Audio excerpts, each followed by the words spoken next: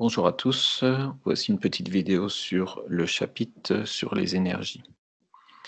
Alors tout d'abord, on va voir ce que c'est que l'énergie. L'énergie va permettre le changement de l'environnement, de l'état de l'environnement, et ça va permettre de produire par exemple de la chaleur, de la lumière, de l'électricité, de faire fonctionner des appareils ou de mettre en mouvement des objets.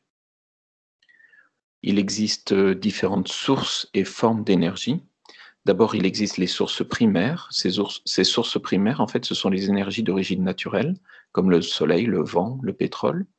Une fois qu'on a utilisé ces différentes sources primaires, on peut avoir ce qu'on appelle des énergies secondaires, qui proviennent de la transformation des énergies primaires, comme par exemple la production d'électricité, de lumière ou de chaleur. Et grâce à tout ça, en fait, on a une différentes catégories d'énergie qu'on appelle des formes d'énergie.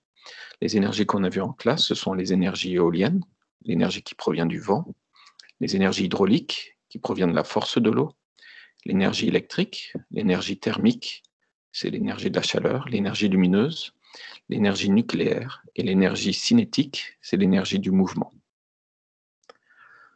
Alors, il existe deux types d'énergie, les énergies renouvelables et les énergies non renouvelables. On va commencer par les énergies non renouvelables qui sont en stock limité sur la Terre.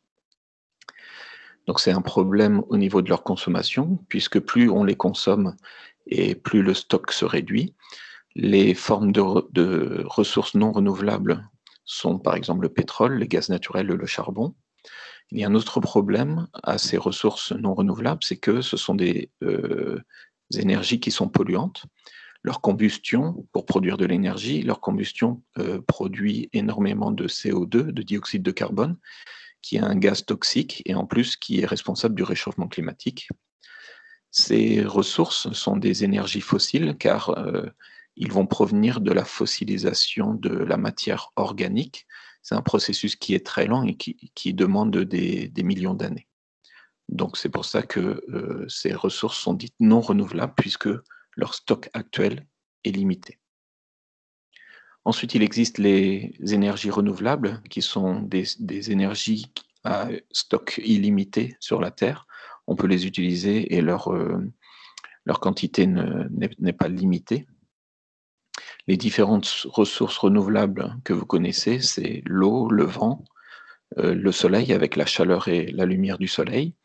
Il y a aussi la géothermie, c'est la chaleur qui se trouve à l'intérieur de la Terre, ou la biomasse, qui correspond à toute la matière organique végétale que l'on va pouvoir utiliser pour fabriquer de l'énergie, comme le bois, qui provient par exemple des plantes. Alors qu'est-ce que l'on va faire avec l'énergie qui est produite? Il y a plusieurs possibilités pour cette énergie produite. Elle peut être utilisée directement, par exemple l'électricité qui va permettre de faire fonctionner des appareils électriques. Or, les muscles qui vont produire de l'énergie du mouvement, c'est-à-dire de l'énergie cinétique. L'énergie peut être aussi stockée. On peut stocker de l'énergie électrique sous forme dans des piles ou des batteries, dans des accumulateurs. Les muscles aussi vont stocker une forme d'énergie pour pouvoir ensuite l'utiliser pour produire un mouvement.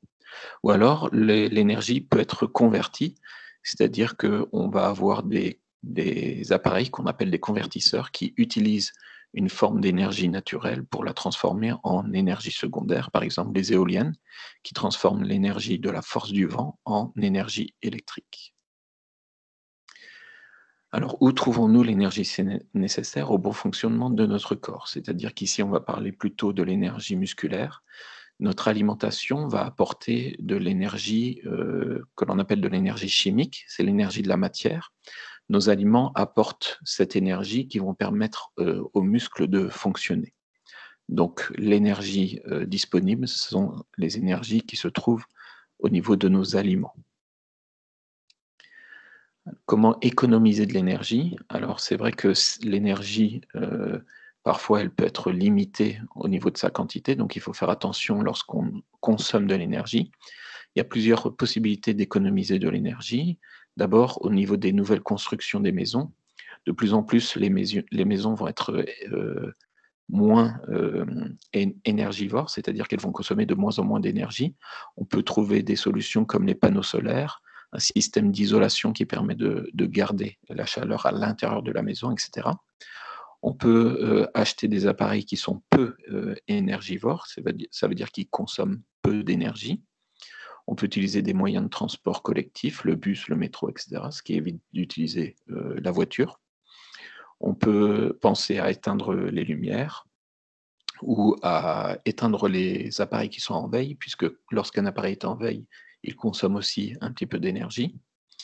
On peut aussi réduire la température des pièces à l'intérieur d'une maison. C'est l'un des moyens qui va permettre de réduire la consommation d'énergie personnelle. Donc voici la fin de ce chapitre sur les énergies. Heu, Prochainement, vous aurez une petite feuille d'exercice, qui va permettre de comprendre comment, peuvent être converties une énergie en une autre forme d'énergie.